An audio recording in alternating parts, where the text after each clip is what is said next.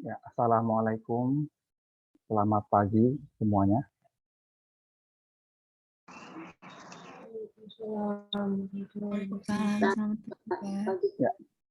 Ya, suara saya, ya, suara saya jelas terdengar. Jelas, Pak. Oh, baik. Ya. Oke. Oke, selamat kuliah kembali ya. Perkenalkan, saya Pak Helmi, ya, dan akan mengasuh mata kuliah akuntansi sektor publik di semester genap ini. Saat ini di kelas 636A01 ya. Sudah hadir 19 orang. Oke. Ya, sebelum saya memulai, ya, saya akan mengingatkan kembali WA yang pernah saya jelaskan di dalam WA group ya, WA group kelas. Nah, jadi di kuliah ini kita akan melakukan secara online, ya, khusus untuk kuliah akuntansi sektor publik, dan kuliah pertama, ke-7, 9, dan 13, ya, itu akan dilakukan melalui Zoom, melalui fasilitas Zoom meeting ini. Nah, dan selanjutnya nanti yang kuliah berikutnya kita akan menggunakan video yang akan saya share di channel YouTube saya. Oke, nah yang kedua, tata tertibnya ya, tiap mahasiswa diwajibkan subscribe ya di channel YouTube saya ya. Tujuannya supaya kalian bisa update informasi ya yang akan saya kirimkan. Jadi nggak perlu nanti harus cari-cari, nanti saya langsung akan kirimkan kira-kira video yang akan kalian ikuti di pertemuan-pertemuan berikutnya. Ya. Nah, yang ketiga nanti sebelum kuliah, mahasiswa diwajibkan absen dulu ya di MyBest. Jadi saya udah kasih kesempatan untuk kalian absen di MyBest. Kemudian nanti setelah itu kalian lakukan absen di WA Group. Ya, ini untuk backup ya. Jadi kalau misalnya ada yang kelewatan di MyBest, nanti akan saya koreksi berdasarkan yang ada di WA Group. Kemudian yang keempat, apabila ada yang berhalangan hadir, mohon diberitahukan ke saya via Japri ya, melalui WA. Dan yang terpenting ini yang kelima ya.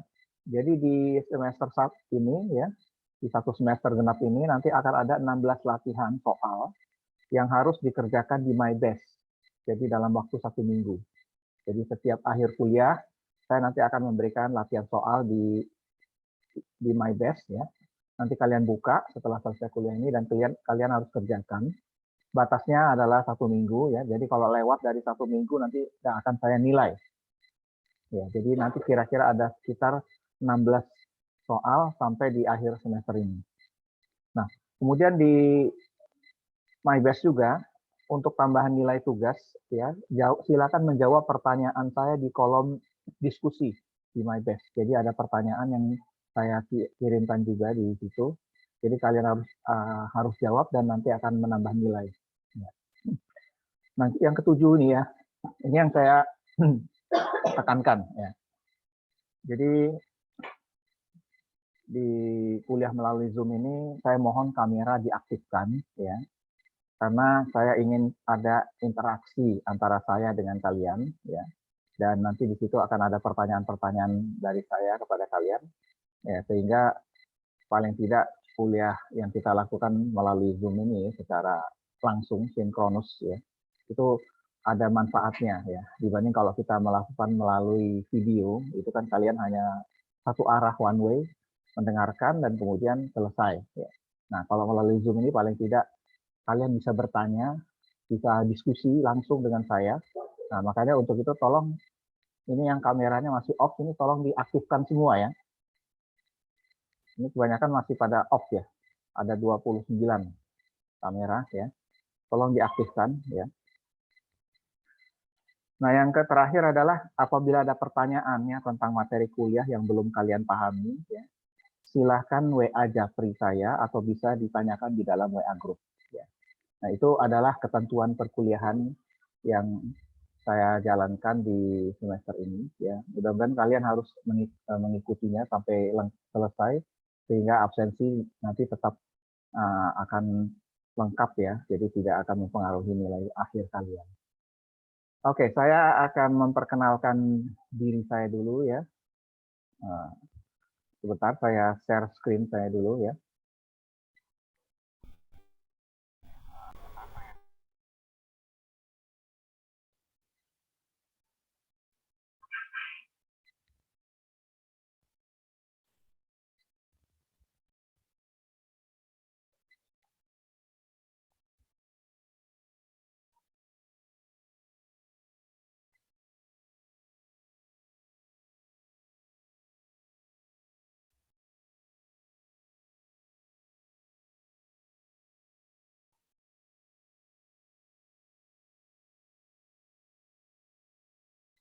Sudah terlihat screen-nya? Sudah, Pak. Baik. Sudah, Pak. Ya. Jadi ini nama lengkap saya ya. Oke. Kemudian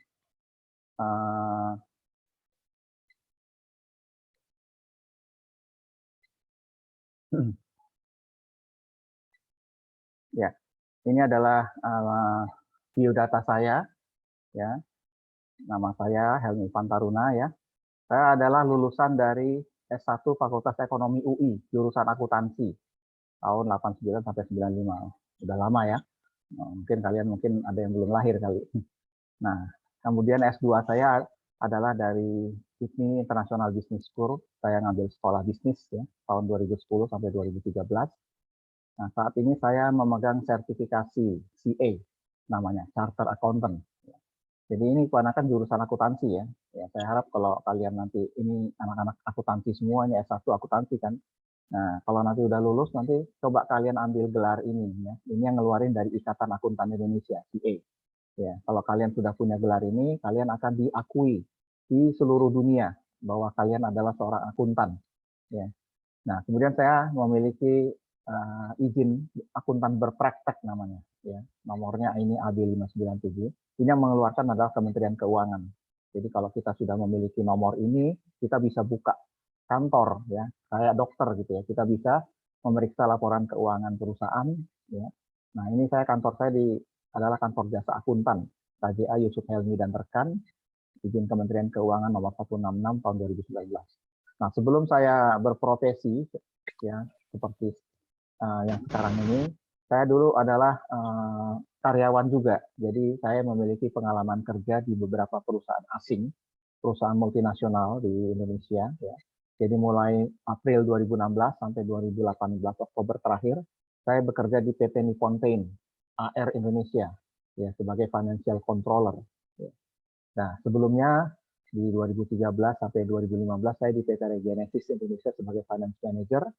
Kemudian di 2011 sampai 2013 di PT Dentsply Indonesia, ini perusahaan Amerika ya, sebagai Head of Finance and HR. Ya. Nah di 2008 sampai 2011 saya di PT Rolimex Kimia Nusamas ini Sinarmas Group sebagai Tax Supervisor. Kemudian di Juni 2005 sampai 2008 di Nuskin Enterprise Indonesia sebagai Finance and Accounting Supervisor. Ya. Di April 2001 sampai Desember 2004 saya di PT BMW Indonesia. Ya. Ini PT BMW ini adalah prinsipal mobil BMW ya, mobil mewah. Dan ini ada perusahaan Jerman ya sebagai accounting and tax manager. Di Juni 96 sampai Maret 2001 di PT Mitsubishi Chemical Indonesia. Ya ini ada perusahaan Jepang ya sebagai finance and accounting staff. Kemudian di Januari 95 sampai 96 saya pernah bekerja di kantor akuntan publik sebagai junior auditor. Nah, itu pengalaman yang pernah saya alami. Ya. Kemudian ini adalah training seminar ya yang pernah saya lakukan ya selama saya bekerja itu saya sering bolak-balik ke luar negeri ya, ke Singapura, pernah juga ke Hong Kong ya. Yang paling sering sih ke Hong Kong ya, 6 kali bolak-balik karena saya bekerja di perusahaan Dentsply Indonesia itu kantor pusatnya Dentsply Asia itu ada di Hong Kong. Jadi harus melakukan macam-macam meeting, ada budget meeting, ya, ada mid-year review meeting, ya, ada preparation setup system, ya. Jadi macam-macam ya tugasnya. Nah, pernah juga mengimplementasikan sebagai sistem accounting ya, AX namanya, AX implementation. Ini adalah sistem accounting yang dikeluarkan oleh Microsoft Dynamics. Ini juga di Hong Kong tahun 2012. Nah, di Singapura juga pernah melakukan finance controller review meeting. Ya, ini dengan beberapa finance controller dari negara-negara Asia. Ya, kita kumpul di sini. Nah, yang terakhir ya tuh pernah melakukan mid-year review juga di Hong Kong ya tahun 2012. Nah, itu adalah beberapa pengalaman saya ya. Kalau untuk berhubungan dengan tax ya atau dengan pajak ya ini ya pernah melakukan training di Mulia Senayan di Jakarta ya tahun 2006 PSAK 46 Deferred Tax Accounting ya. Nah, ini yang pernah menjadi apa namanya primadona juga ya. Saya pernah ke Inggris ya. Waktu itu mengikuti 7 DMW World International Tax Conference di Oxford tahun 2002. Nah, ini adalah apa namanya kita berkumpul mewakili negara Indonesia dengan BMW dari negara-negara lain ya. Kita harus mempresentasikan bagaimana pajak di Indonesia. Dan ini berhubungan dengan pajak semua ya. Yang di bawah ini adalah mengenai accounting ya. Jadi PSAK 55 itu adalah accounting for derivative instrument and hedging activity ya. Ini juga pernah.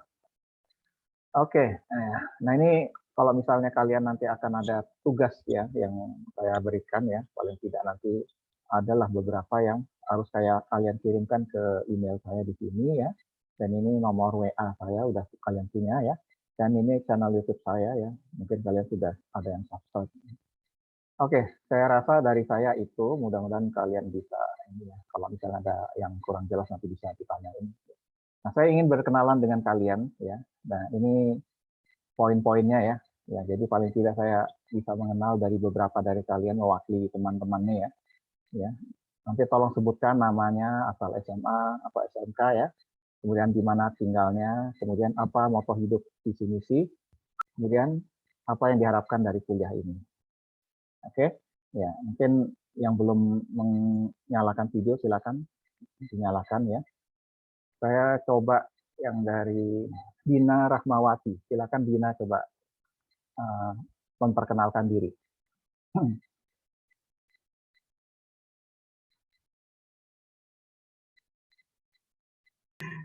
Silakan Dina. Assalamualaikum warahmatullahi wabarakatuh. Waalaikumsalam. Perkenalkan, nama saya Dina Rahmawati, asal sekolah SMA Negeri 3 Depok. Saat ini tinggalnya di mana? Tinggalnya saat ini tinggal di Depok Timur. Pak, maaf, koneksi saya Suaranya jelas? Pak? Jelas, suaranya jelas. Oh, jelas. Iya. Oh iya, saya tinggal di Depok, Taman Depok Permai, nomor 30. Ya. Kemudian ya, apa cita-citanya, visi misinya? Oh, visi misinya Ya. Ingin segera lulus S1 aja, Pak. Oh, ya, bagus. Ya, terima kasih, Pak. Belum, ada satu lagi. Apa yang diharapkan lagi, Pak? Apa yang diharapkan dari mata kuliah? Apa yang diharapkan dari mata kuliah untuk perkuliahan akuntansi sektor publik ini? Saya berharap untuk saya berharap bisa memahami untuk mata kuliah akuntansi sektor publik ini karena berpengaruh sekali dan terhadap pekerjaan saya untuk kedepannya, Pak. Karena memang di instansi pemerintah akuntansi sektor publik ini harus benar-benar saya pahami sekali gitu, Pak. Oke. Ya. Baik, terima kasih, Pak. Ya, terima kasih sama-sama. Ya. Ini jurusan akuntansi ya semua ya. Iya. Oh ya, halo Brian. Ya, silakan Brian. Tadi Brian sudah ini ya, Brian Londo. Londah ya. Silakan. Tadi udah manggil Dina. Sekarang kali kamu yang ini ya, yang memperkenalkan diri. Ayo. Perkenalkan, nama saya Brian Londa, biasa dipanggil Bray. Oke.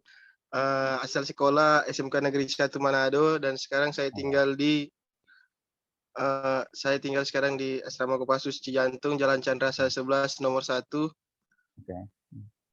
Baru Kemudian yang baru apa berikutnya, lagi ya? apa visi misi hidupnya, cita-citanya apa? Oh, cita-cita saya menjadi seorang akuntan yang jujur dan bermanfaat untuk orang-orang di sekitar saya. Oke. Kemudian apa Baru yang diharapkan dari mata kuliah ini? saya berharap dari mata kuliah ini saya bisa memahaminya dan menerapkannya nanti ketika saya sudah bekerja. Oke. Ya, bagus. Baik. Ya. Terima kasih, Oke. Pak. Ya, makasih sama-sama. Selanjutnya, coba saya panggil yang berikutnya. Anggi Cahya Ramadhani. Silakan Anggi.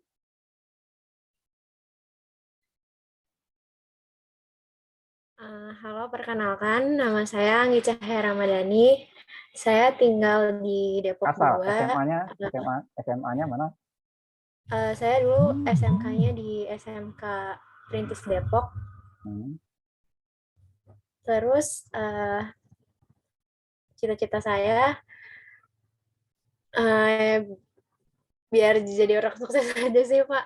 Terus berguna dan Oh ya, tinggalnya bermanfaat belum disebutin tadi. Tinggalnya di mana? di Depok 2. Depok 2. Oke. Ya. Kemudian yang berikutnya, apa harapannya di mata kuliah ini? Kenapa? Baik, Anggi. Apa harapannya di mata kuliah ini? Apa sinyalnya? Ya. Harapannya dengan mata kuliah ini apa?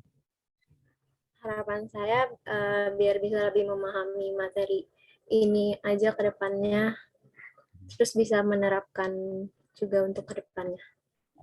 Ya. Baik, terima kasih. Terima kasih. Ya. Ya. Selanjutnya Bayu Fauzi. Silakan Bayu. Ya, pagi Pak. Salam kenal, nama saya Bayu Fauzi. Saya alumni dari SMK Negeri 1 Salatiga. Tempat tinggal saya sekarang di Tanah Baru Biji Depok. Moto atau cita-cita saya tuh ingin jadi seseorang yang ahli di bidang akuntansi, Pak. Terus harapan saya di mata kuliah ini pastinya menambah wawasan, Pak, tentang ilmu akuntansi yang lebih luas lagi. Seperti itu.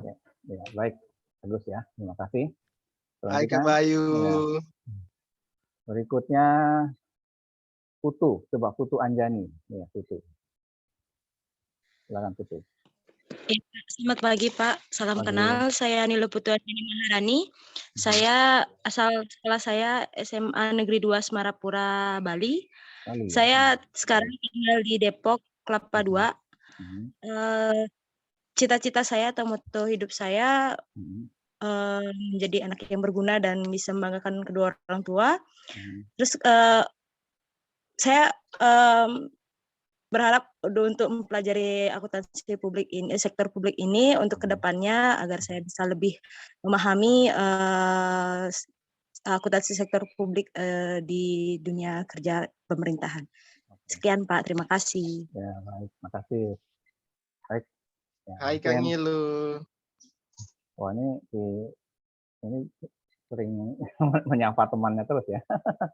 Silakan Dawa Musabin nih, Dawa Musabih. Ya. Kayaknya Dawam ini pernah. Halo Pak. Ya. Nama saya Dawam Musabih, asal sekolah SMK Taruna Bakti. Saya tinggal di Sukatani Depok, Tapos. Moto hidup saya bisa lulus dengan nilai memuaskan dan mempunyai bekal ilmu yang cukup. Dan harapan saya di mata kuliah ini, saya bisa memahami mata kuliah ini dengan belajar melalui daring. Udah Pak, sekian. Oke, ya, makasih ya.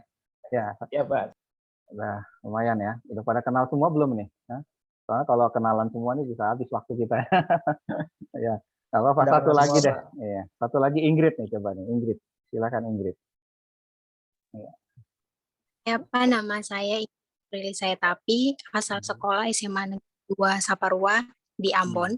Asal ya. saya Ambon, di Depok tinggalnya di ya. Kalau visi misi saya dalam dekat mungkin lulus tepat waktu sama IP yang memuaskan.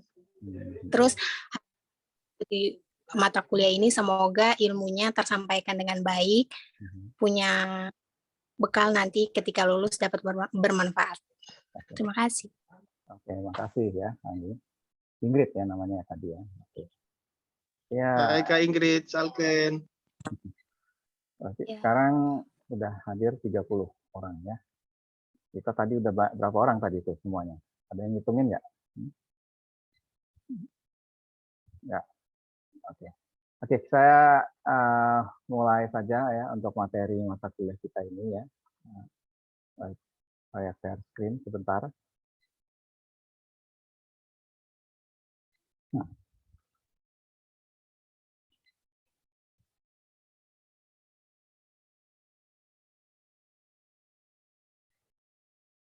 Ya. Jadi ini silabus ya, silabus dari mata kuliah akuntansi sektor publik ya. Nah, mata kuliah akuntansi sektor publik ini mungkin kalau kalian bandingkan dengan mata kuliah yang sudah pernah kalian terima sebelumnya ya. Ini rata-rata semester berapa ini? 6 ya? Iya, Pak. Ya, semester 6 ya. Berarti sudah banyak mata kuliah yang kalian pelajari ya. Ya, paling tidak yang mata kuliah intinya ya yang kalian sudah dapat itu ya kayak akuntansi keuangan, akuntansi biaya ya, atau audit ya atau pemeriksaan udah ya. Nah, itu mata kuliah yang akan menunjang kalian nanti kalau bekerja ya. Artinya mata kuliah itu adalah mata kuliah yang membuat kalian itu nanti mendapatkan skill bagaimana menjadi seorang akuntan ya. Karena mata kuliah itu memang memiliki alat tools ya yang nanti bisa untuk membuat segala sesuatu yang berhubungan dengan pekerjaan. Nah, khusus untuk sektor akuntansi sektor publik, ya ini mungkin saya jelaskan dia sifatnya hanya memberikan ilmu pengetahuan. Ya. Kenapa? Karena poin utama yang diajarkan di kampus, ya, khusus untuk mata kuliah akuntansi, ya, itu lebih beratnya ke akuntansi untuk sektor swasta. Ya, karena akuntansi di sektor swasta itu akuntansi yang sangat berkembang pesat. Jadi dia akan melibatkan berbagai macam ilmu akuntansi yang up to date. Ya. Ada akuntansi biaya, akuntansi manajemen, ya. Ada akuntansi pemeriksaan, ya. Ada akuntansi apa namanya yang akuntansi pemerintahan. Nah, itu nanti berbeda. Nah, jadi khusus akuntansi yang ada di pemerintahan, ya. Jadi sektor itu nanti terbagi dua. Ada yang namanya pemerintah, ada yang namanya swasta. Nah, khusus untuk akuntansi sektor publik itu nanti dia lebih berfokus kepada perusahaan, tapi dia bukan perusahaan yang mencari untung ya. Jadi dia lebih ke arah perusahaan yang nirlaba, jadi yang tidak mencari profit. Nah, ini yang kita akan bahas jadi di akuntansi sektor publik ini ya. Jadi dia lebih bersifat mempelajari organisasi di pemerintah dan di organisasi yang tidak mencari keuntungan. Ya. Nah, jadi kita ada 3 SKS ya, dan ini ada di semester 6 mata kuliah ini. Ya. Nah, saya langsung ke apa aja nanti yang akan kita bahas ya di akuntansi sektor publik. Ya. Nah, jadi nanti dari awal ya sampai ke pertemuan-pertemuan ke-16 terakhir ya, itu kalian pertama akan membahas pengertian dan ruang lingkup akuntansi sektor publik. Ya, jadi nanti kalian akan melihat apa bedanya akuntansi sektor publik dengan sektor swasta. Ya, nanti akan mulai kebaca. Ya, kalau swasta itu ini, kalau publik ini. Ya, nah di situ nanti dari awal kita akan bahas. Nah, kemudian nanti kedua kita akan melihat bagaimana akuntansi ini dipakai ya di sektor publik ini. Ya, sebagai apa nanti dia di sini ya biasanya nanti adalah sebagai alat perencanaan ya alat pengendalian organisasi nah, karena dia nanti kalau manajemen sektor publik itu nanti dia melibatkan masyarakat banyak masyarakat luas nah ini nanti fokusnya di situ ya. Nah nanti di pertemuan berikutnya kita akan membahas mengenai sistem pengendalian manajemen ya jadi bagaimana kita memanage manajemen sektor publik nah di situ nanti juga akan melihat ya bagaimana pengertian fungsi dan jenis anggaran sektor publik ya. Karena kalau di sektor publik itu nanti akan melibatkan anggaran belanja negara ya, atau yang kalian kenal dengan APBN, APBD. Nah, itu dia ada di situ fokusnya kalau khusus untuk sektor publik ini. Nah, termasuk nanti juga akan kalian lihat ya bagaimana laporan keuangannya di sektor publik ya. Apa perbedaannya laporan keuangan sektor publik dengan di swasta ya. Karena kalau di publik itu nanti kan kalian, kalau di swasta mungkin kalian akan mengenal namanya laporan neraca ya, rugi laba ya, kemudian ada cash flow ya. Nah, di sektor publik itu pun juga ada, tapi nanti ada spesifikasinya. Jadi dia ada yang sifatnya berbeda-beda ya. Masuk nanti juga akan mempelajari bagaimana posisi keuangan daerah, seperti apa struktur keuangan daerah ya. Nah, ini di pertemuan 9 ini nanti ada namanya sistem pencatatan dasar akuntansi ya. Jadi bagaimana siklus akuntansi di daerah seperti apa ya. Mungkin kalian kalau di swasta kan sudah tahu ya yang namanya siklus akuntansi atau accounting cycle. Nah, di sini di sektor publik itu juga ada, tapi dia lebih ke pemerintahan daerah ya. Nah, jadi ini adalah materi yang akan dipelajari di semester ini, khusus untuk sektor publik. Ya. Nah, untuk bahan belajar ya atau buku yang akan kalian pegang ya, kalau misalnya kalian ada di perpustakaan, silakan cari ya buku akuntansi sektor publik ya, karangan Abdul Halim tahun 2002. Ya, ini untuk pegangan ya, supaya kalian bisa membaca tidak hanya tergantung dari slide ini. Ya. Oke, itu adalah silabus ya yang akan kita pelajari di semester ini. Nah, kemudian saya akan masuk ke bentar ya. Ini ya. Ya, sekarang saya coba mulai dari awal ya. Ini adalah slide share yang saya dapat dari beberapa tempat saya mengajar dulu.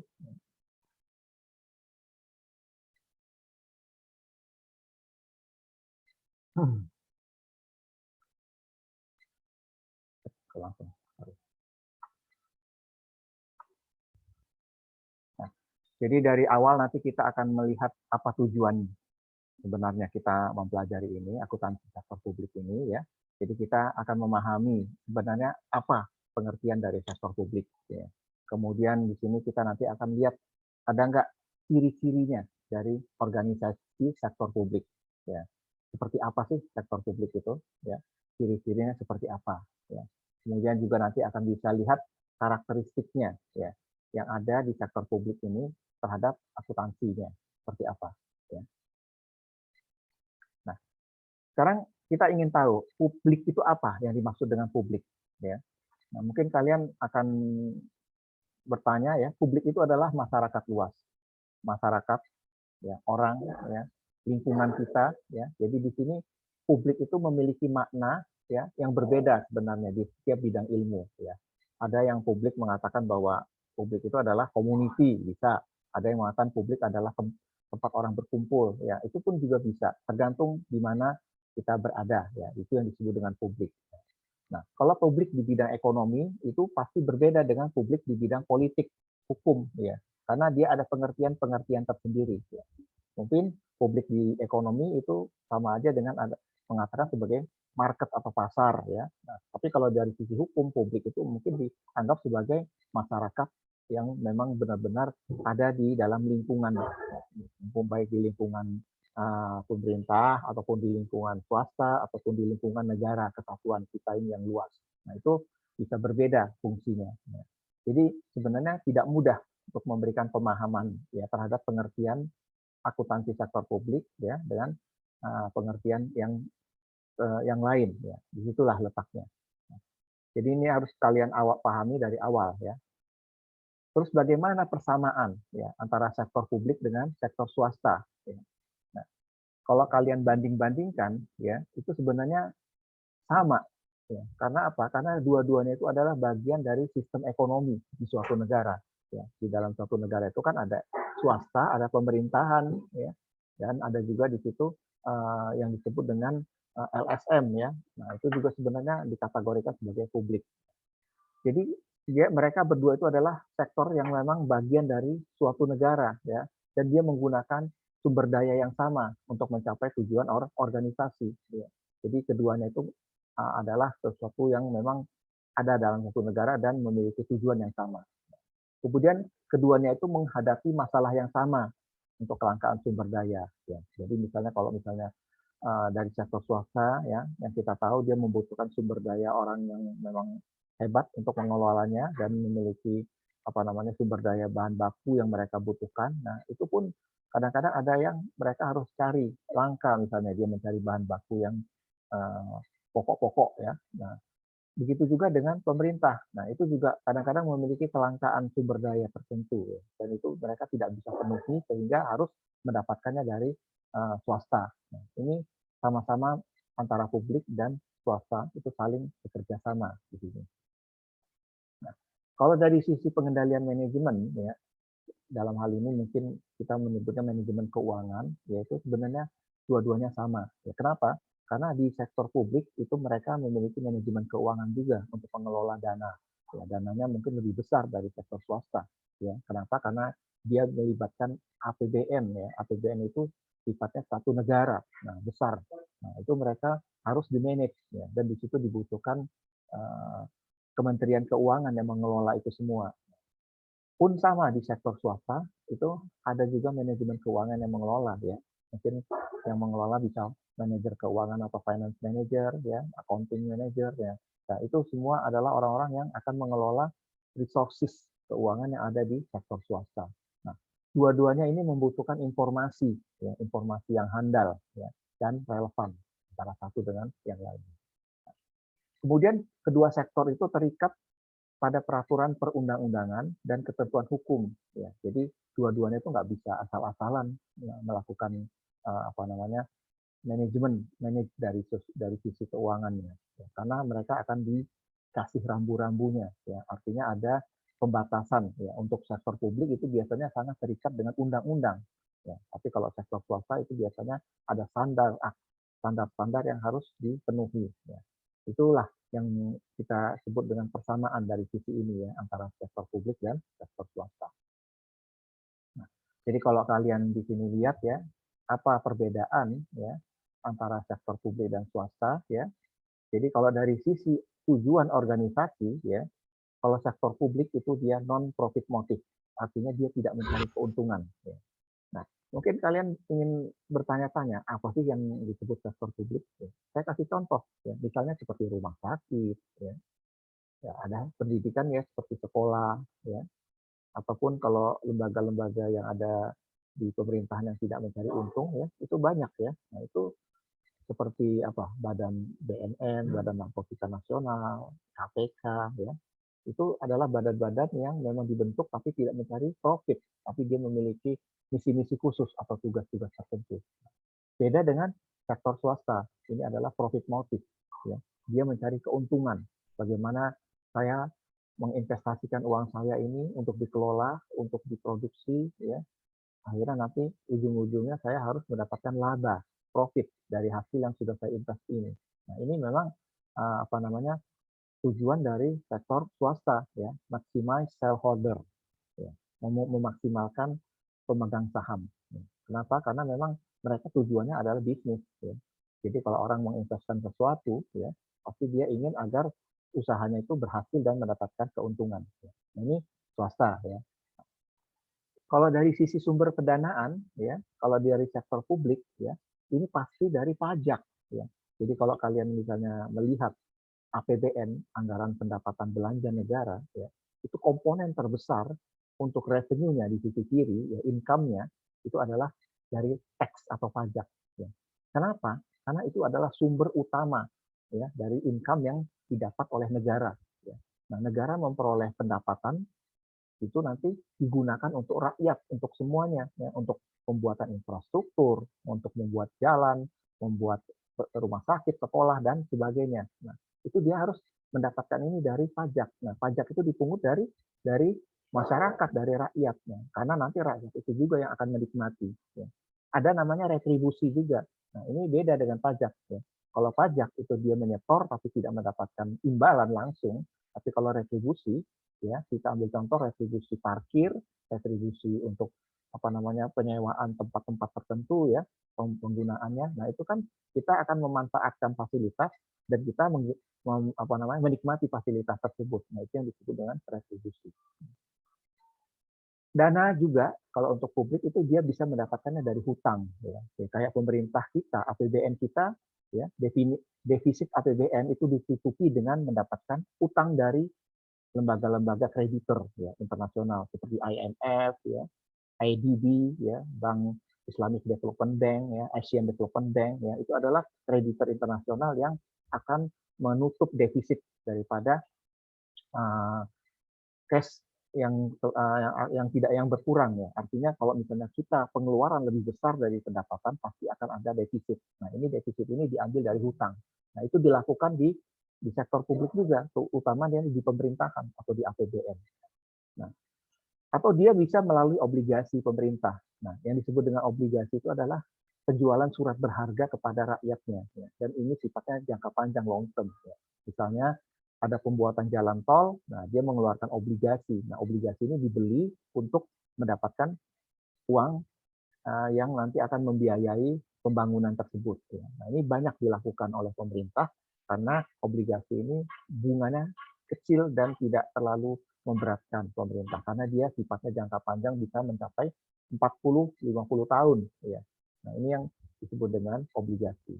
Nah, dapat dari mana lagi dana dari sektor publik? Ya, itu bisa dari laba BUMN. Ya. Nah, ini yang gencar dilakukan oleh pemerintah kita ya dengan melakukan BUMN kita kan yang dulu-dulu itu sangat banyak ya. Sama Menteri BUMN kita ya Erick Thohir sekarang ini dari sekian ratus BUMN ya itu sekarang menjadi hanya sekitar 30 BUMN. Kenapa? Karena mereka selama berdiri tidak menghasilkan profit untuk pemerintah kita ya. Ya ambil contoh aja yang kemarin BUMN yang ditutup itu pabrik kertas yang ada di Aceh ya. Itu sudah bertahun-tahun berdiri tapi dia tidak pernah mendapatkan keuntungan. Ya, akhirnya pabrik kertas tersebut ditutup. Ya. Karena kita juga punya pabrik kertas lain yang ada di Jawa. Ya.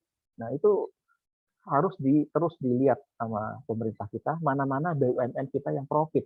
Ya. Kenapa? Karena kalau kita memelihara BUMN yang tidak profit, ya itu nanti akan terlalu terbebani pemerintah kita. Ya. Nah, kita lihat sekarang BUMN yang udah mulai memperlihatkan profit yang besar ya seperti Pertamina ya. Kemarin Pertamina sudah masuk kategori top 500 perusahaan 500 besar dunia ya. Nah, gimana nggak bangga kan kita memiliki perusahaan minyak yang sudah masuk Fortune 500 ya. Itu perusahaan-perusahaan kelas internasional, world class company ya. Karena dia bisa menghasilkan profit yang baik ya, bisa sampai triliunan profit dia dan itu membantu pemerintah karena itu secara dana itu nanti dipakai oleh pemerintah untuk pembangunan kita. Begitu pula dengan BUMD ya. Kalau BUMD di Jakarta ya, misalnya kayak MRT di Jakarta itu adalah BUMD ya, perusahaan MRT kan yang kereta cepat yang di bawah tanah. Nah, itu adalah contoh dari BUMD. Ya. Itu sektor publik. Ya. Nah, penjualan aset-aset negara ini juga nanti akan menambah dana pemerintah kita. Ini ya sumber pendanaannya. Nah, kalau sumber pendanaan dari sektor swasta seperti apa? Nah, kalau swasta kan mereka punya modal sendiri ya. Nah, atau yang kita sebut dengan laba ditahan, return earning, ya, RE. Ya. Nah, modal sendiri ya, inilah yang akan dipakai untuk pembiayaan dari perusahaan atau company. Ya. Nah, jadi enaknya di swasta itu mereka lebih gesit ya, karena dia mendapatkan pendanaan itu bisa dari siapapun. Ya. Dari pemegang saham, dari siapapun yang memiliki modal. Nah, ataupun kalau dari swasta, dia bisa menjual aktiva dia, aset-aset dia. Ya. Jadi kalau misalnya ada gedung yang tidak terpakai, bisa dijual. Ya. Ataupun sektor swasta yang memang dia bukan bisnis intinya, ya, dia memiliki aset yang tidak ada hubungan dengan bisnis intinya, nah dia lakukan penjualan juga. Ya. Nah, di sektor swasta, pembiayaan itu juga bisa dari luar, dari eksternal. Ya. Dia bisa ngutang dengan bank. Ya. Bank biasanya kalau ingin memberikan pinjaman kepada perusahaan, ya dia pasti nanti akan minta laporan keuangan 2 tahun terakhir. ya, apakah dia mendapatkan profit atau tidak. Ya. Nah, perusahaan-perusahaan ini yang mendapatkan pinjaman-pinjaman ini tentu akan bisa memanfaatkannya. Ya. Ya, bisa juga melalui obligasi seperti di sektor pemerintah. Ya.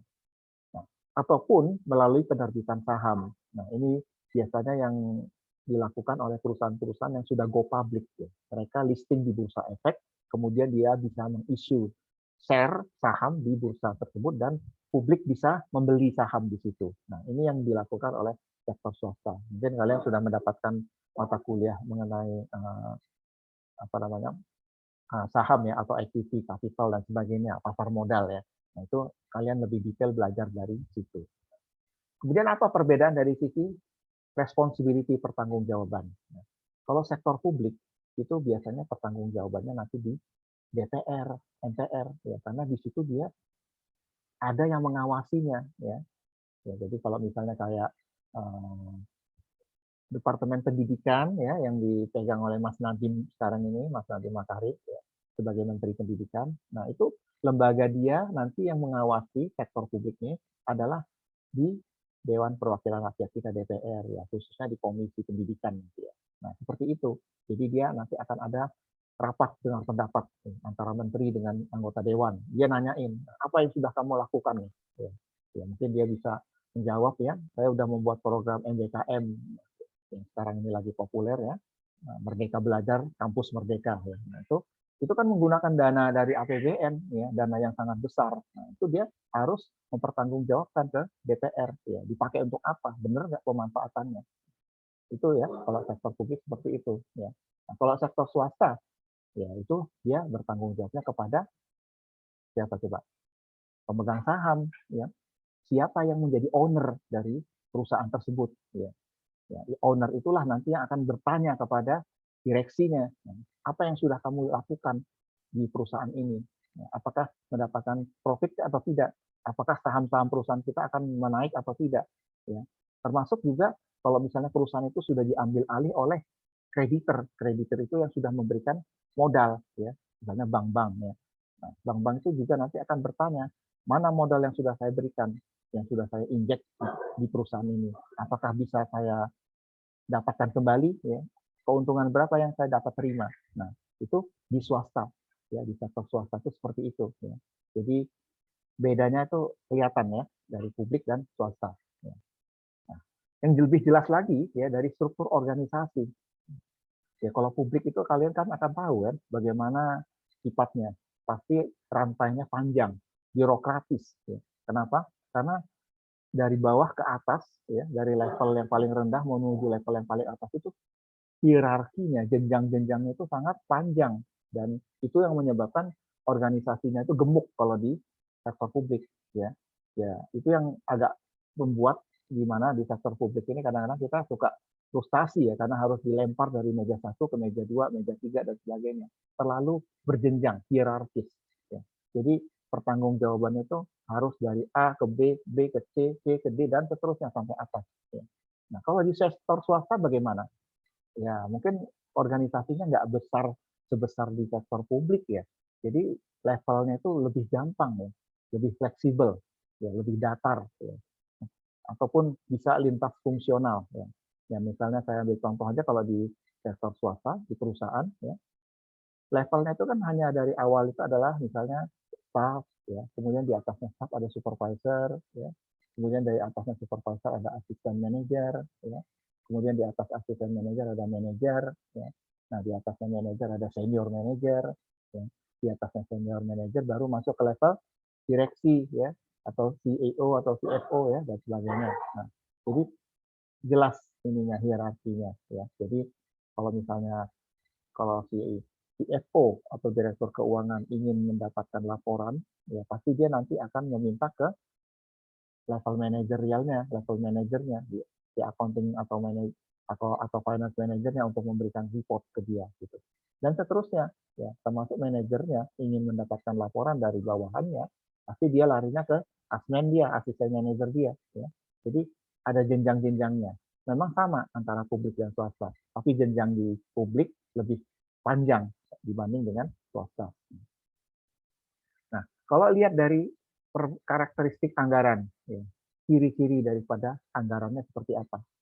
Ya, kalau di sektor publik harus terbuka, ya. Jadi selalu diumumkan oleh presiden setiap bulan Agustus, ya. Biasanya ada laporan pertanggungjawaban presiden kepada MPR, DPR. Nah, di situ dikemukakan apa APBN yang sudah kita pakai sekarang ini dan bagaimana rancangan APBN untuk tahun berikutnya, ya. Rancangan acara APBN-nya. Kita akan mengeluarkan uang berapa, terimanya berapa, pengeluarannya berapa. Itu di publik. Jadi dia harus semua orang tahu. Karena uang itu adalah milik rakyat, bukan milik siapa-siapa. Ya. Nah, beda dengan sektor swasta. Kalau swasta dia tertutup. Karena itu milik pribadi, private sifatnya. Jadi yang punya pasti si pemegang saham atau ownernya, bisnis ownernya. Dia yang punya uang, dia nggak mau orang lain tahu kan. Ya, yang paling penting dari sisi dia, saya mendapatkan untung dari bisnis ini gitu. Nah itu ya, jadi lebih jelas antara publik dan swasta. Kalau dari sistem akuntansinya, ya, kalau di publik, ya, itu mereka dulu ya, itu masih menganut yang namanya cash basis atau cash accounting. Ya, tapi sekarang mereka sudah menganut accrual, ya, jadi udah mulai ada perubahan. Ya, nanti kita akan lihat mulai tahun berapa nih si sektor publik ini menggunakan accrual basis atau accrual accounting. Ya. Mungkin kalian lupa apa perbedaannya, apa perbedaan antara cash accounting dengan cash accrual accounting. Ya. Saya coba lempar ke kalian ya, mungkin sambil diskusi untuk untuk membahas ini. Ya. Coba saya tanya di antara kalian ini ya, yang kira-kira coba Sylvia Hida nih, yang masih apa perbedaan cash accounting dengan accrual accounting? Masih ingat nggak?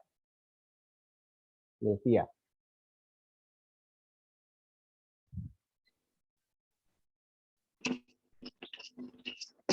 Sylvia Hidayanti ya.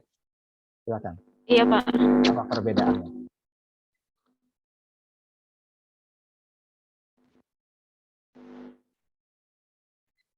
Lupa, Pak. Nggak ingat. Coba ada temannya yang bisa bantu nggak? Ada yang masih ingat tidak? Apa perbedaan cash basis dengan accrual basis? Itu aja yang gampang. Apa perbedaan cash accounting atau accrual accounting? Ya. Karena kalau cash accounting itu dipakai di pemerintahan. Ya. Nah, sedangkan di swasta dia menggunakan accrual accounting. Dina Rahmawati, coba bisa bantu nggak temannya? Iya, Pak. Ya, silakan. Masih ingat nggak bedanya? Kalau untuk cash accounting itu dia teknik penyatatannya ketika transaksi terjadi di mana uang benar-benar diterima atau dikeluarkan. Oke. Kalau accrual basis atau accrual accounting itu dia fitur pencatatannya sudah dapat dicatat transaksi tersebut memiliki implikasi uang masuk atau keluar di masa depan. Jadi kalau yang cash itu benar-benar transaksi terjadi di mana uang benar-benar diterima atau dikeluarkan. Seperti itu, Pak. Yang saya ingat ya, Pak. Ya, betul ya. Ya, Dina Rahmawati ya, betul ya. Jadi perbedaan antara cash accounting ya yang seperti Dina bilang tadi. Jadi kalau cash itu dia tergantung dari uang yang terima dan uang yang masuk ya. Jadi dia nggak mempedulikan itu dia masuknya kapan atau keluarnya kapan gitu ya. Jadi dia sebenarnya lebih gampang itu kalau kalian nyatet di warung ya gitu ya. Ada orang beli, kita catat uang masuk. Ada orang yang kita belanja ya, kita keluar ya, uangnya keluar gitu, kayak gitu aja gitu. Tapi kalau accrual kan yang biasa kalian pelajari ya kan, pendapatan diakui apabila pada saat itu kita sudah menganggap itu sebagai income, pendapatan. Padahal uangnya belum ada ya. Jadi kalau misalnya kita menjual sesuatu ya, tapi kita orangnya bayarnya pakai kredit, tempo kredit ya. Nah, itu jadi pencatatannya apa coba? Masih ingat nggak debit kreditnya? Kalau kita menjual barang tapi secara kredit, debitnya apa? Ada yang tahu? Coba Sylvia tadi. Piutang. Iya, debitnya apa? Piutang pada penjualan ya, kreditnya penjualan. Nah, itu accrual accounting itu seperti itu. Jadi uangnya belum ada, tapi kita sudah akui sebagai income, ya. Masih ingat kan? Mudah kan itu, gampang ya. Nanti kalian mau bikin skripsi tugas akhir harus bisa jawab ya kalau yang kayak gitu ya. Soalnya itu basic, dasar sekali soalnya ya. Oke, saya lanjutkan lagi ya tadi. Sampai mana tadi?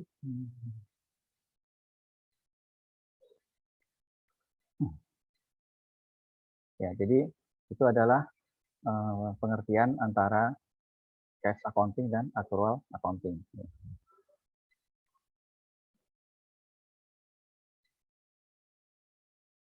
Nah, ini jadi kalau kita lihat secara definisinya organisasi sektor publik itu ya, sudah jelas pasti dia organisasi yang menyediakan barang publik, ya, barang-barang yang dipakai oleh masyarakat banyak. Ya. Di sini dalam hal ini sebenarnya sama dengan sektor swasta juga ya. Hanya saja konsumsi publik ini yang dilihat itu dia lebih sifatnya intangible, jadi sifatnya itu nanti seperti kayak pelayanan kesehatan, pelayanan pendidikan, ya itu kan penyediaan barangnya itu harus dilakukan oleh pemerintah. Ya. Kemudian diperlukan dalam rekayasa struktur sosial, ya, artinya memang masyarakat itu membutuhkan. Ya. Apalagi kalau untuk masyarakat dengan struktur ekonomi tertentu, ya itu dia harus dibantu oleh pemerintah. Ya, kenapa? Karena memang pemerintah adalah sebagai berusaha membuat agar masyarakatnya itu sejahtera dan memiliki bantuan yang memang benar-benar dibutuhkan. Makanya kita kan sering lihat ada bansos dan sebagainya, bantuan sosial. Ya. Itu adalah bagaimana peran pemerintah sebagai organisasi sektor publik yang membantu masyarakatnya untuk melakukan bantuan dari hal ini. Ya. Supaya masyarakat itu nanti memiliki kekuatan ekonomi yang baik. Nah, jadi kalau kita lihat karakteristik utama ya dari OSP ini organisasi sektor publik ya. Jadi tujuannya apa ya? Sudah jelas kalian harus tahu ya karakteristiknya. Tujuannya pasti adalah untuk publik ya, untuk orang masyarakat luas ya. Jadi aktivitasnya juga kita lihat bagaimana sumber pembiayaannya, kemudian pola pertanggungjawabannya tadi ya, kultur organisasinya ya, tadi sudah kita lihat ya bagaimana hierarki jenjang-jenjang di sektor publik itu lebih panjang ya. Nah, untuk penyusunan anggarannya juga ya, ini melibatkan legislatif dan eksekutif ya. Jadi anggota dewan dan pemerintah kalau untuk menyusun anggarannya. Ya. Kemudian stakeholder ya. Stakeholder ini adalah siapa-siapa yang akan bertanggung jawab terhadap laporan di organisasi sektor publik ya. Itu nanti akan dilihat dari sisi karakteristiknya ya. Nah, jadi kalau kita lihat apa itu organisasi sektor publik ya, berarti pemerintah pusat ya, itu bisa presiden ya, kementerian ya, kementerian terus lembaga-lembaga keuangan ya, kementerian itu bisa kementerian dalam negeri, kementerian luar negeri ya, kemudian apalagi ya, lembaga-lembaga pemerintah pusat ya, banyak ya, ada badan-badan narkotika misalnya atau badan BNN ataupun badan-badan yang dibentuk oleh presiden seperti KPK. Nah, itu adalah organisasi pemerintah pusat. Nah, kalau di pemerintah daerah, ya, apa saja organisasi yang ada di pemerintah daerah, ya, ya sama, hampir sama dengan yang ada di pusat, ya, dibentuk oleh gubernur atau wali kota atau bupati, ya, itu dia pasti membuat ada BUMD-nya, ya, ataupun organisasi di pemerintah daerah, ya bisa berbentuk rumah sakit daerah, rumah sakit umum daerah, ya, itu. Ya. Nah, partai politik, nah ini juga ini masuk organisasi sektor publik ya. Partai politik apa coba ya? Ada Golkar, ada PDIP, ya, ada P3, ya, PKS. Ya. Ini semua masuk organisasi sektor publik ya, dan mereka memiliki laporan keuangan yang memang sifatnya untuk partai. Ya. Itu nanti lebih apa namanya yang bisa membaca laporan keuangan partai politik itu ya nanti adalah karena dia pertanggungjawabannya untuk masyarakat luas ya. Termasuk di sini LSM, Lembaga Swadaya Masyarakat ya. Ya, ini adalah organisasi nirlaba, non laba ya. Organisasi yang tidak mencari untung ya. Kalau di Indonesia mungkin LSM itu seperti apa namanya? Green yang kemarin itu. Jadi yang dia organisasi yang memang mengurusi hutan. Jangan sampai hutan kita itu nanti digunduli ataupun hutan kita dibuat kebakaran. Nah, itu dia yang selalu protes ya, organisasi ini ya. Yayasan. Nah, ini yayasan-yayasan yang memang dibuat oleh pemerintah ya. Ada yayasan Super Semar ya yang biasanya membangun masjid-masjid ya. Ada yayasan Muslim Pancasila ya. Kalau zamannya Pak Harto dulu ada namanya Yayasan Amal Bakti Muslim Pancasila. Dia membangun seluruh masjid yang ada di kampus-kampus di Indonesia. Ini yayasan. Pendidikan, ya pendidikan ini ya sekolah-sekolah ya dari SD, SMP, yang negeri ya, SMA ya, sampai di universitas-universitas ya, yang PTN, perguruan tinggi negara. Nah, ini masuk di ruang lingkup organisasi sektor publik.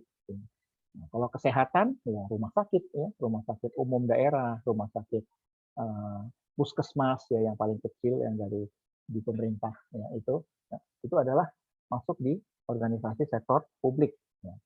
Tempat peribadatan ya ini masjid-masjid ya, utamanya masjid-masjid yang dikelola oleh pemerintah.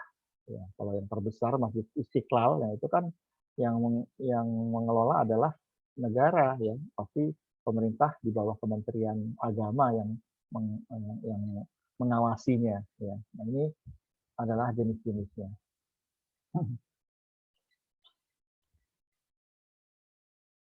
Nah, bagaimana pengertian dan ruang lingkupnya tadi ya, sudah sempat saya jelaskan tadi ya, bagaimana kalau akuntansi sektor publik itu erat kaitannya dengan penerapan dan perlakuan akuntansi pada domain publik. Ya. Jadi dia memang khusus untuk masyarakat luas. Ya. Nah, kalau untuk kelembagaan, ya apa saja domain publiknya, yaitu badan-badan pemerintahan, ya, pusat dan daerah, BUMN, ya, BUMD, ya, yayasan, kemudian organisasi politik, ya, LSM, universitas, ya, dan organisasi nirlaba lainnya. Nah, ini yang ada di organisasi akuntansi sektor publik, ya. Termasuk yayasan-yayasan ya ataupun proyek-proyek kerjasama ya antara publik dan swasta.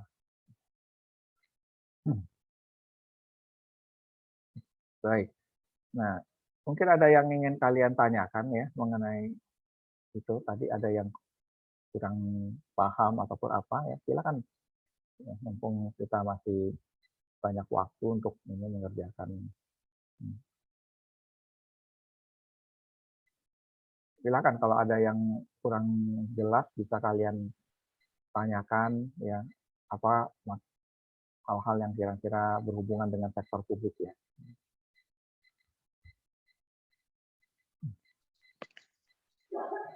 Maaf, izin bertanya, Pak. Iya, silakan. Pak, tadi retribusi itu artinya apa, Pak ya? Retribusi. Oh, gitu. Ya, kan kalian tahu yang ada namanya pajak, ada retribusi, ada sumbangan. Nah, saya analogikan ketiga itu tadi ya. Jadi kalau misalnya pajak itu adalah iuran. Ya, sama juga dengan retribusi, itu juga seperti iuran. Ya. Nah, kalau pajak kita memberikan iuran kepada pemerintah untuk dikasih ke pemerintah, tapi kita nggak mendapatkan hasil apa-apa.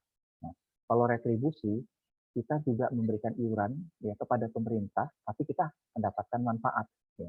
Itu tidak diberikan kepada pemerintah saja, bisa juga ke swasta. Saya ambil contoh yang paling gampang itu adalah retribusi parkir. Ya. Itu kan paling banyak kan, kalian sering kan parkir di mana-mana gitu kan. Nah, pasti kalau kalian misalnya parkir di suatu tempat, ya, itu entah dimanapun ya. Nah, kalau yang resmi ya, jadi bukan parkir yang tidak resmi ya. Kalau misalnya kalian parkir motor ya di gedung pemerintah, nah kemudian kalian akan keluar, pasti dikasih tiket kan. Retribusi itu namanya tiketnya itu. Nah, kalian harus bayar.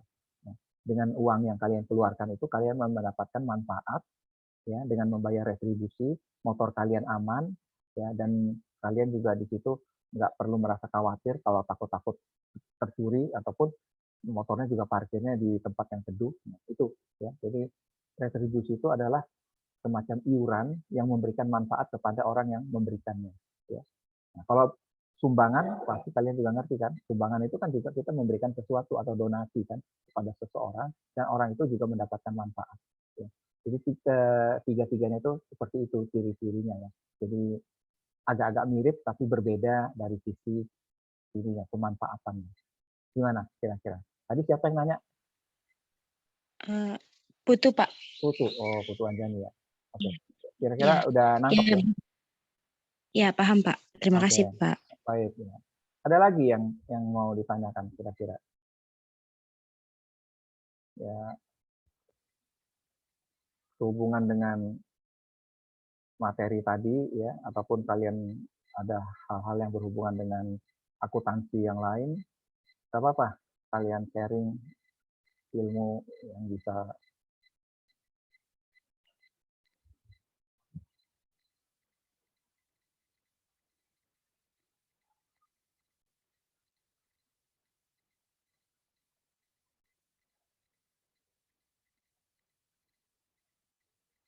Oke, ya saya coba masuk ke slide yang ini ya, yang dari DSI. Mungkin ada beberapa yang bisa saya jelaskan. Oh, bukan.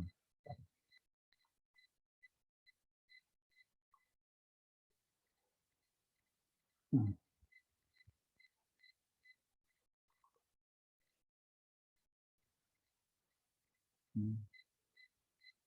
Salah ya.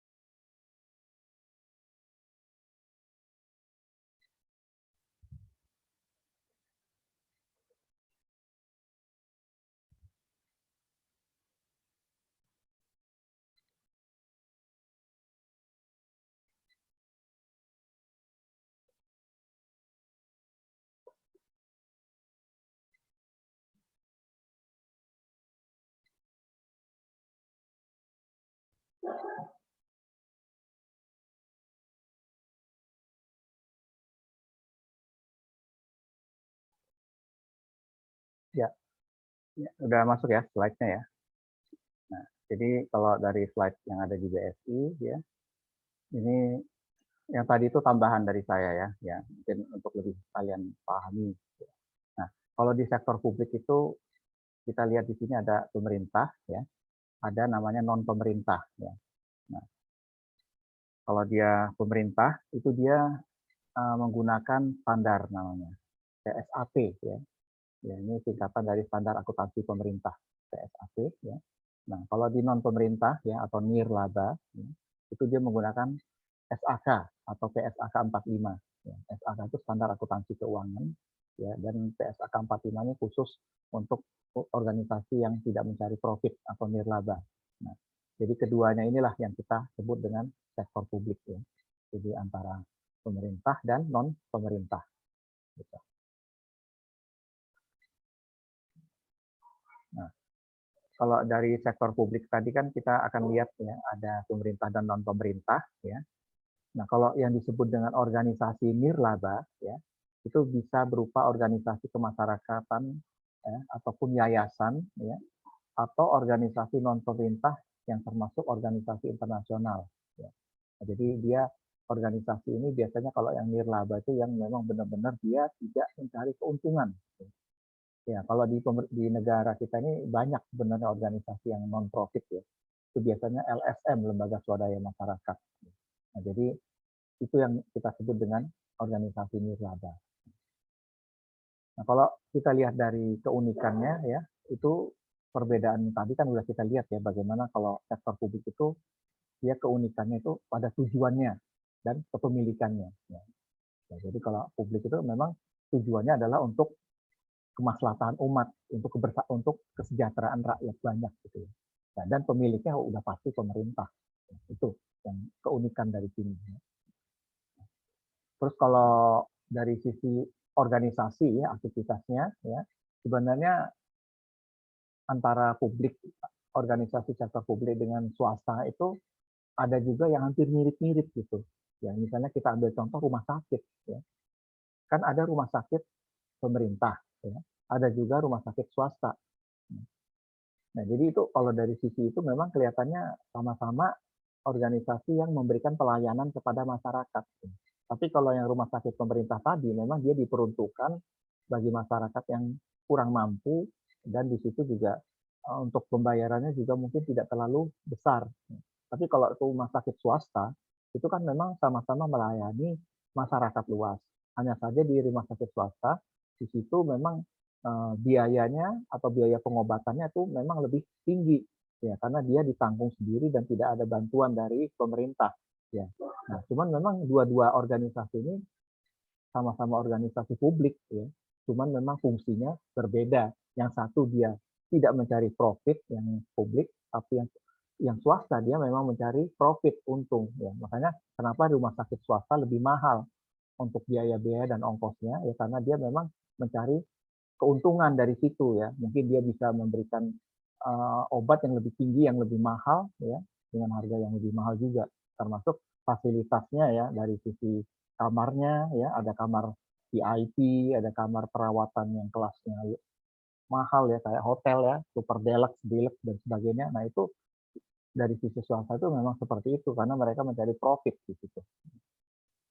Nah, ini tadi kan kita ada nyebut tadi IPSAS, ya. Nah, ini adalah International Public Sector Accounting Standard.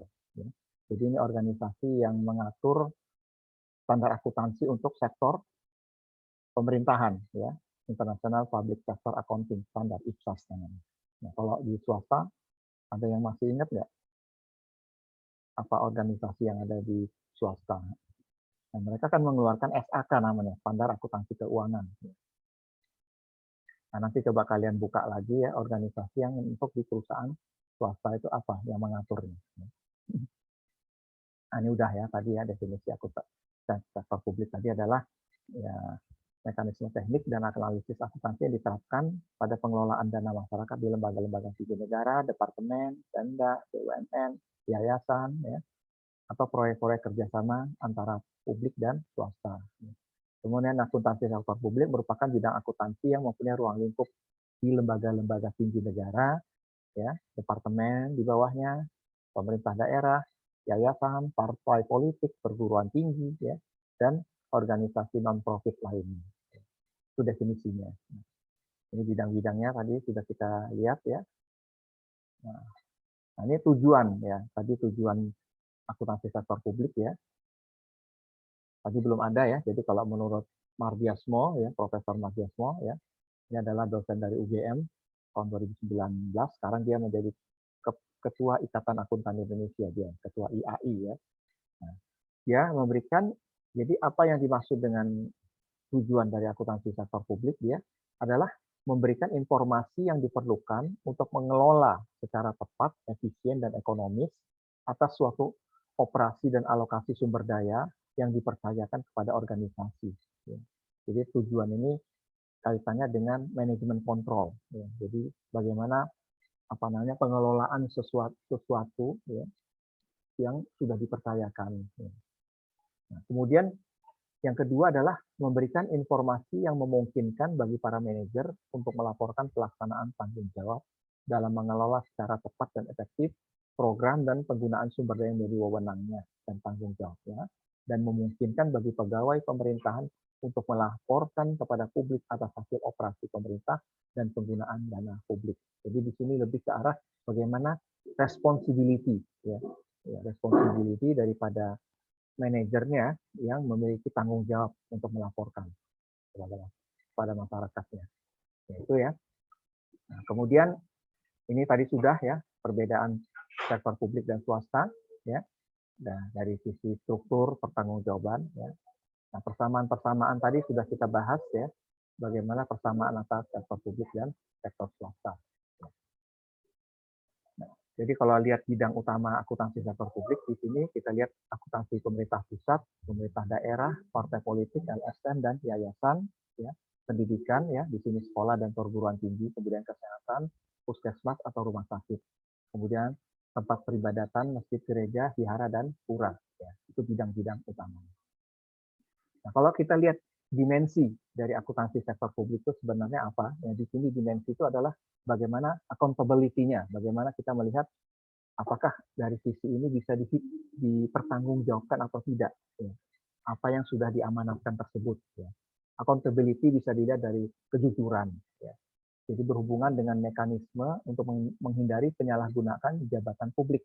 Ya. Karena biasanya di dalam pemerintahan itu kan yang namanya pimpinan itu dia harus memiliki semacam sifat yang jujur terhadap anak buahnya dan terhadap apa yang dipimpinnya. Ya. Karena itu akan diukur bagaimana tingkat kejujuran dia dalam melakukan pelaksanaan program-program yang dilakukan oleh pemerintah. Ya. Nah, dari sisi accountability hukum, ya, bagaimana dari sisi ini akuntansi sektor publik itu melihat hukum itu adalah sesuatu yang menjadi peraturan yang harus sudah dipatuhi di dalam penggunaan sumber-sumber dana publik. Ya. Karena kan sebagian besar dana-dana publik itu diambil dari APBN. APBN ini adalah anggaran pendapatan yang memang diambil dari dana-dana rakyat, ya, dari pajak dan sebagainya, dari sumber-sumber daya alam. Dan ini harus memiliki semacam rambu-rambu bagaimana penggunaan dana tersebut tidak disalahgunakan oleh pejabat publik, ya, utamanya yang memang memiliki kewenangan dalam mengelola dana-dana itu. Nah, bagaimana dari sisi proses? Ya, jadi bagaimana mengukur accountability, ya, accountability-nya, ya, kita lihat bagaimana prosedur yang sudah dilakukan itu sudah benar atau tidak. Ya.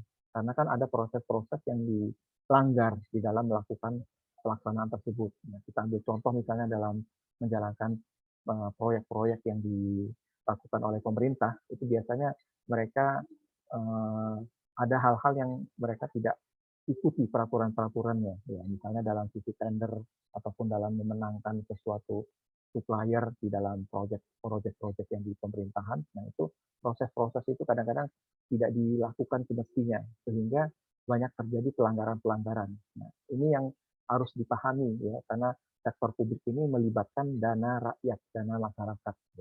Nah, kemudian dari sisi program seperti apa? Ya, karena biasanya program-program itu sudah ditetapkan, ya, dan sudah dipertimbangkan. Nah, dari sinilah makanya program-program yang memberikan hasil yang maksimal, ya, itu harus dilakukan, ya, tapi dengan cost yang minim.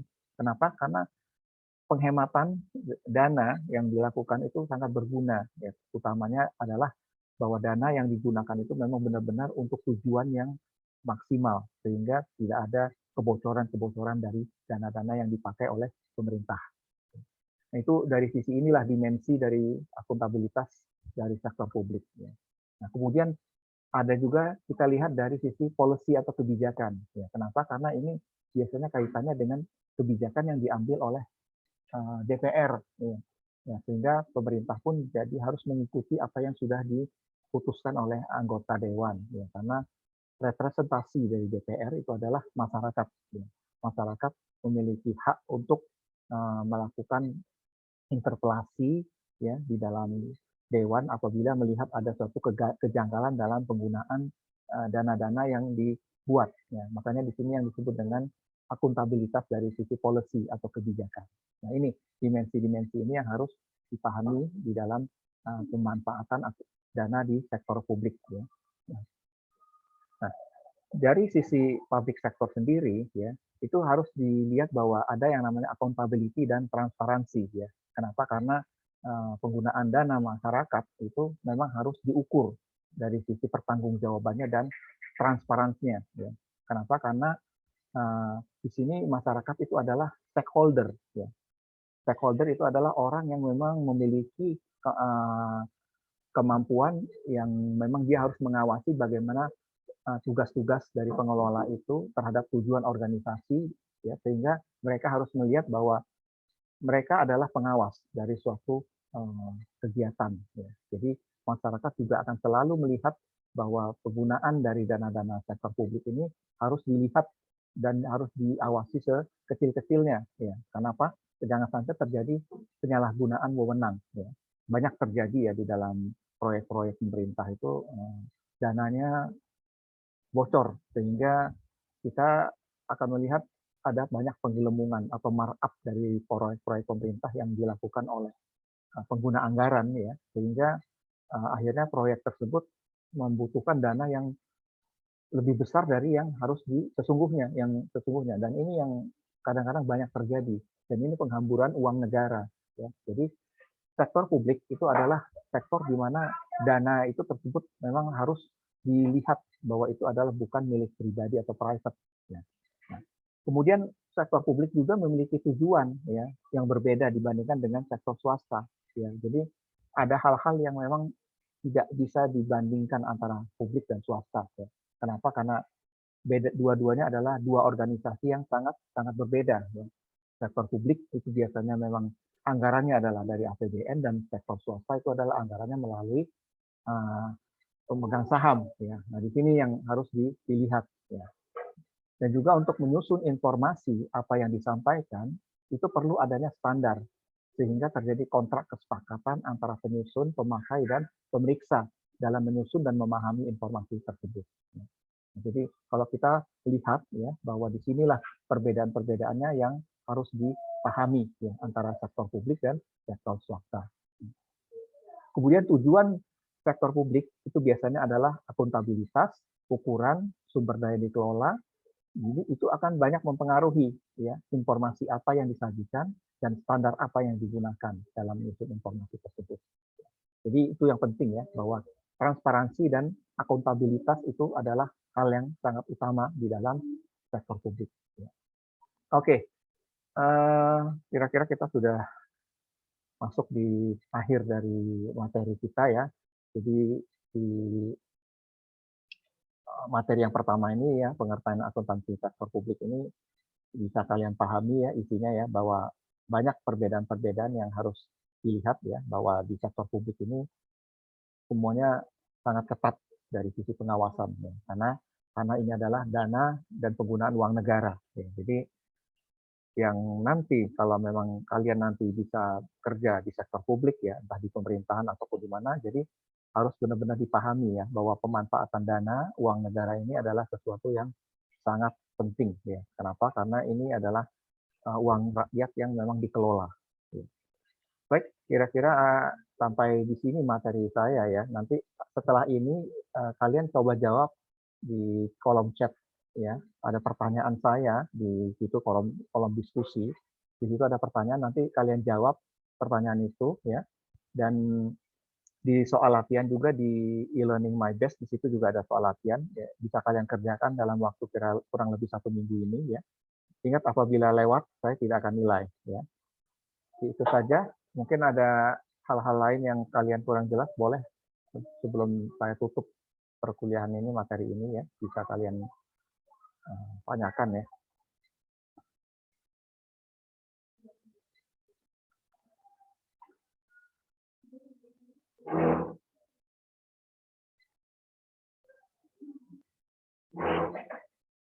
Gimana? Ada yang kurang jelas bisa kalian tanyakan?